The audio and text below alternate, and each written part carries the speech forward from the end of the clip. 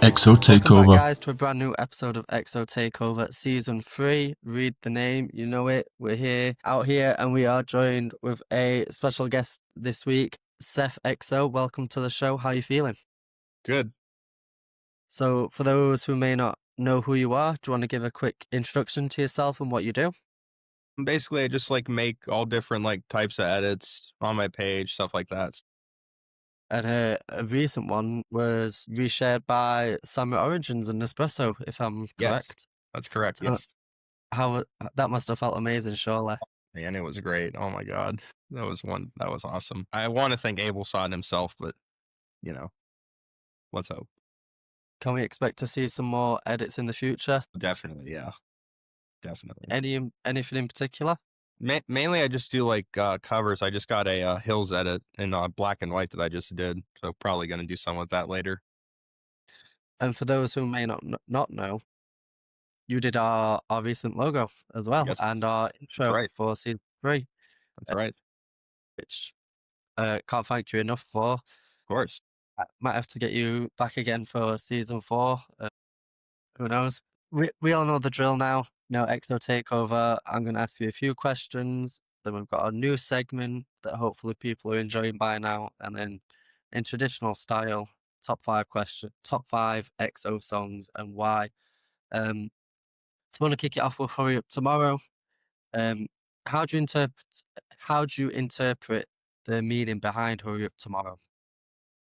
I thought it was it was like very psychological in a sense, like examine the psyche of like going through a traumatic event like that on stage when you lose your voice and you feel like you failed the crowd and all your fans and you just feel like so horrible about it and experience like a breakup underneath and you like have all this stuff that you're worrying about and then you have two parts of you that are the good and the bad and you just have to let yourself go and like find the truth, set it free. And how well do you think Abel managed to convey that across not just the film, but the album itself as well?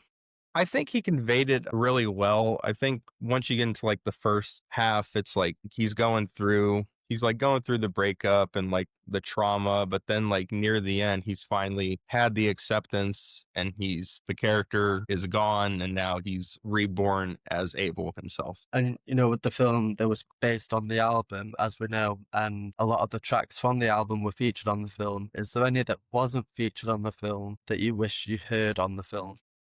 I think maybe Reflections Laughing or Giving Up on Me would have been pretty good additions, I feel like. But I guess Sorry, go on. no, I was just gonna say, I feel like they did it like enough with like the big songs. I guess they didn't have it. Is there a particular song? We've had the singles, Timeless, Open Hearts, I'd say as a single, and Drive. I might have missed some Sao Paulo as well.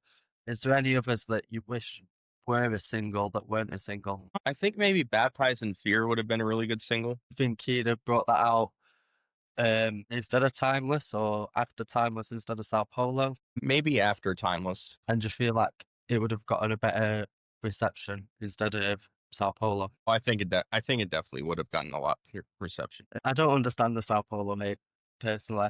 I love that song. I think with the transitions in the album as well, that is definitely one of the top songs, especially if you're trying to get in like a field party vibe. But yeah, I see what you mean.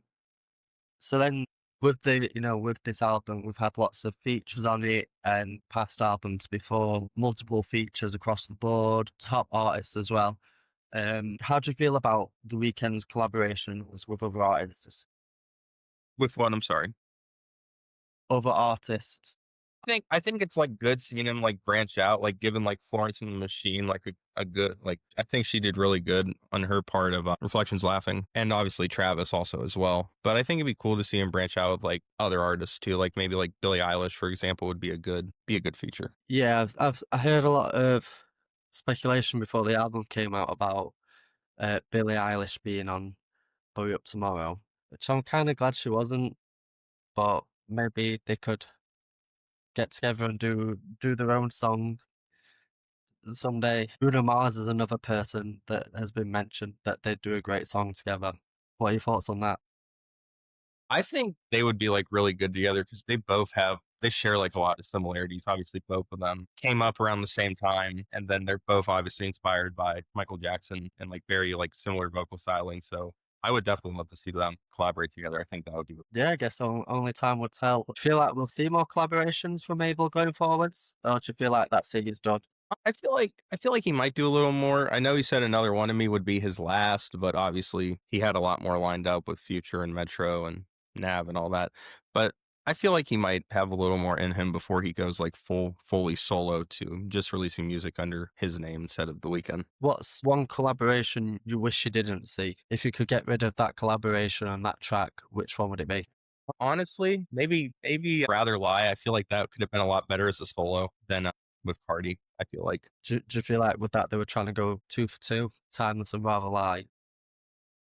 Yeah, I don't think they match really well on that song. Fair enough. No, with the Hurry Up Tomorrow, was briefly mentioned about the interpretation of it. But if we look at the concept as a whole, and if we look at the concepts from Trilogy to where we are now, how do you feel about the themes that are explored from Trilogy to Hurry Up Tomorrow?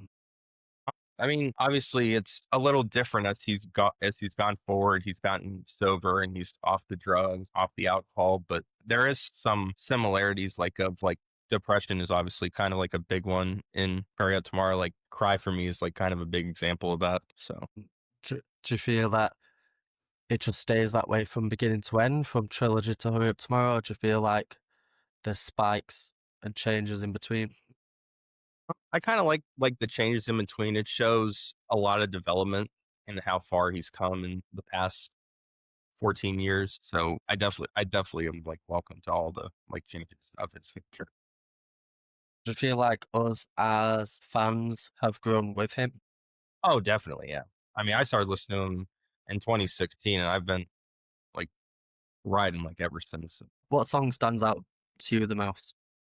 Um, I think like of any of his albums, I think probably Wicked Games maybe or Cry for Me. Any reason why? I don't know. I kind of kind of like not edgy nature, but like the more like aggressive like tone he uses in his vocals on that song. Like it's very, especially during the bridge, it's like very similar to like not too similar, but a little bit to like the old like Trilogy or like Kiss endings when you get like a little bit of the angry side. Fair enough. And if you were to describe your life as one album by The Weeknd, what album would you say your life is at the minute? Maybe your melancholy a little bit. Oh, then Well, I just got over a heartbreak a little bit ago, and I've been kind of like relating to it a lot more, and it's just I'm sorry to hear about that. oh, it's all good. Do you feel like that's why you like The Weeknd so much because he's been in it? He's been through similar situations and sang about it, and you know that you can relate to that. Yeah, I definitely feel that way because like I could obviously relate to his pain like a little bit, like getting over a heartbreak. It's the worst feeling in the world, and you just gotta kind of bounce back, and you gotta be better than ever. Just kind of rebound. Yeah, yeah, I get that completely, 100%. No, we've all been there. It's part of life, I guess, going through those type of emotions and feelings. And it's good to have an artist there that, you know what they're singing is something that you can relate to, and that brings you that kind of closure as well. Fable, a lot of us think is amazing, but there are people out there that would disagree and criticize. We've seen it with the Idol and Hurry Up Tomorrow. How do you think Abel goes around handling that criticism? Um, I feel like he tries not to think about it too much. I mean, obviously, he took the criticism of the idol to heart a lot and clapped back, but I think he's gotten a lot better at handling it. Like, it doesn't seem like he cares too much. He's just focusing on himself and his future and not worrying about the like criticism and hate that he's getting. Do you think he takes it in stride and uses it to try and better himself? Definitely 100%. And I mean, I'm that way too. Like, I kind of like, you gotta keep going. You can't let anything hold you back. You just gotta. Yeah. So, with Abel and XO, they've been around, what, 13 years now, I think. Correct me if I'm wrong. As we know, XO has got quite a few artists with them now as well. We've got Belly, Cherry, Nav. We used to have Black Atlas, and I believe we used to have Glam, and pretty sure Lil Uzi was a part of it at one point. What role do you think Abel plays as the leader of XO? I feel like he kind of plays like kind of like the father figure, like the way he's like overseeing all like the artists that he's like handling. Like, you know, you got Cherry, you got Belly, you got Nav, like you said. So he's like not like super in control of them. He's like letting them, you know, branch off, do their own thing, whatever they want to do. So And what cultural impact do you think EXO as a whole has on the music scene? I mean, obviously one of the biggest and strongest communities out there. Got like, I mean, you got fans who've been there since like 2011. You got fans who've been there since After Hours or Dawn or Pray Up Tomorrow. So it's definitely it's grown a lot. Like probably back then, you know, it wasn't as much, but now it's like gotten so like hot. I want to kind of like end this question segment with what do you reckon we can see from EXO going forwards as a collective? Well, obviously music, but I feel like maybe like more stuff in like TV and movies might be something, or like even like licensing out like their music to like more films and TV shows might be a good way to expand the reach a little bit. Do you reckon we'll get some soundtracks then with these TV shows and stuff? 100%, yes. I think they would sell really well, especially if you have someone like Abel on the soundtrack with his songs. That would definitely help a lot. I know I said that was my last question, but my last question now is, and I've asked a few people this, is there an Abel TESFAYE without the Weeknd? No, I mean maybe they're obviously they're both the same, but no, there is no Weekend without Abel. What about the other way? Yeah, Fair enough. In terms of questions, that is it for this week's episode. So we're now going to kick it into the new segment, which is not a rip-off of Family Fortunes at all. You probably all know the drill by now, but I'm going to ask you 6 questions, and you just give me the first answer that comes to mind. There are right answers and wrong answers. The top answer, which I have written here, if you say the same one, you get 10 points. Then it'll go down to 5, 3, 2, and then anything else you say is 1 point. There is a total of 60 points to win, and you are battling against all the other guests of the season. So there's no pressure. So, are you ready? yes. Okay, we'll kick it off nice and sweet as soon as I can find the piece of paper with the questions on. Never mind, I'll just have to remember what they say. Okay, so the best song by The Weeknd. For me, Okay, name me the best song that he's featured on. some way. Okay, name me a song name beginning with the letter W. Wicked Games, Okay, name me his best project. After Hours, Name me his most underrated song. Lonely Star, And then finally, name me his worst song. Heaven in Las Vegas. I know, I was not expecting that song. Okay, so let me just top up. How do you think you did, first of all? not good, not good. Not good. Which ones do you think have let you down a bit? Best song, 100%, and worst song. I think those are the Okay, so the most highest score you could get is 60. So you got, I'm sorry, I'm still counting. You got 15 God, out of 60. Jesus. So we will put the scoreboard up here for people watching to see how you did against everyone else on the show so far. To be fair, and I will say this now because we're getting quite towards the end, you know, it's not too bad.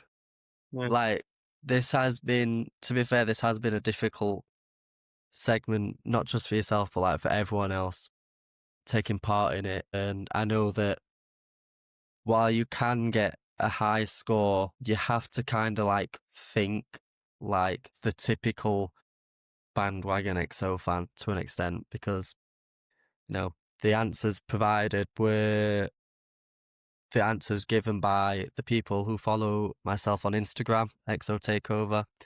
So you kind of have to get in that mentality.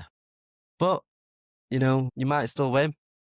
We've just got to wait to see it till the season finale to find out who the true winner of XO Takeover Season 3 is.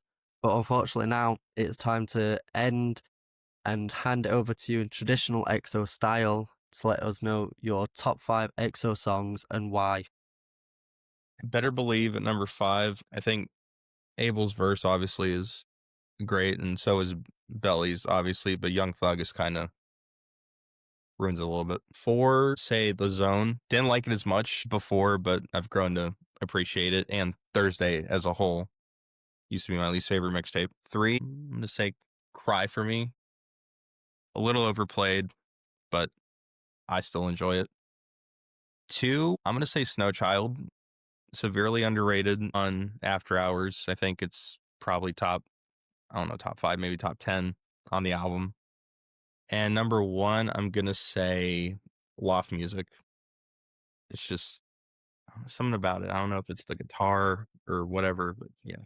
I don't think I've heard anyone mention Loft Music this season, and now that you've said it, I'm starting to look back and it bugs me a bit that that song is not getting as much recognition as it did when we started season 1. So I'm glad someone's finally said it. But Seth, thank you so much for being a part of the show. Really appreciate it, everything that you've done. And that is it, this week's episode. Join us once again next Sunday for more special guests, more season 3, talking more things XO.